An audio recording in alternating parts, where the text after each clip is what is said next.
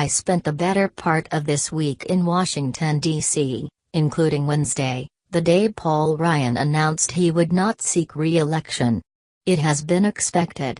He has not been happy for a while.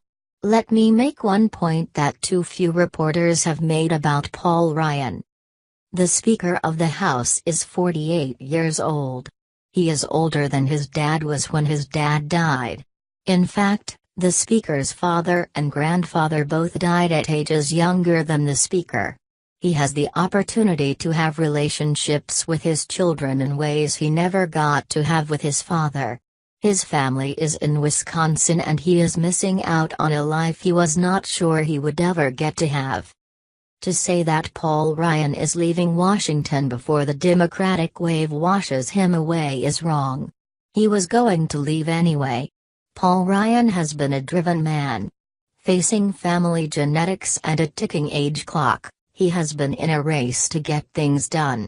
But the thing he has most wanted to do and believes is most necessary, entitlement reform, is not going to get done.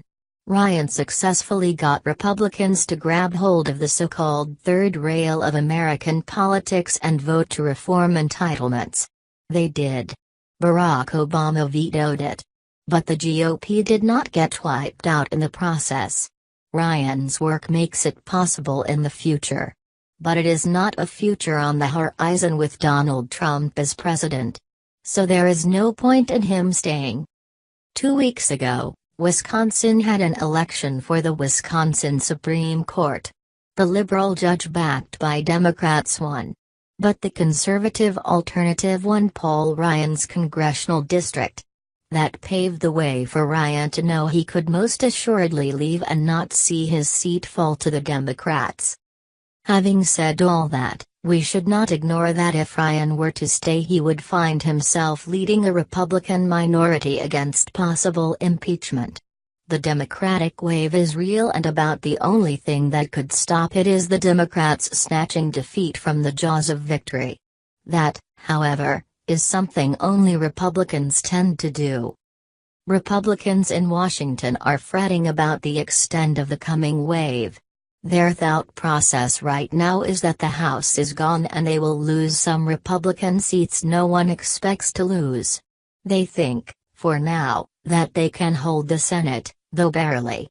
They might pick up a seat in the Senate, but each passing day sees Republican confidence in holding the Senate shrink.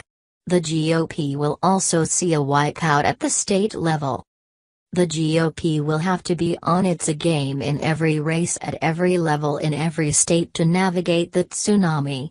There is a bit of irony here that the GOP gained so much in the past 8 years and will watch much of it crumble away as it controls everything and accomplishes nothing. Paul Ryan was going to leave anyway. What was not going to happen, though, was a record number of other departures. The rats are fleeing a sinking ship. They know what is coming and no amount of denial can forestall it. The president got saved by an electoral college. He still lost the popular vote and that popular vote is what the GOP will have to rely on now. Certainly, there are bad polls. But perhaps one of the worst is that which shows the president's popularity at 50%. The polling average of vastly more credible polls has him hovering in the low 40s. It seems if the economy were worse off, the president would be even less popular. Because of his trade war, that might just happen. The only saving grace for the GOP is that there is no permanent political majority. They will have another chance in the future.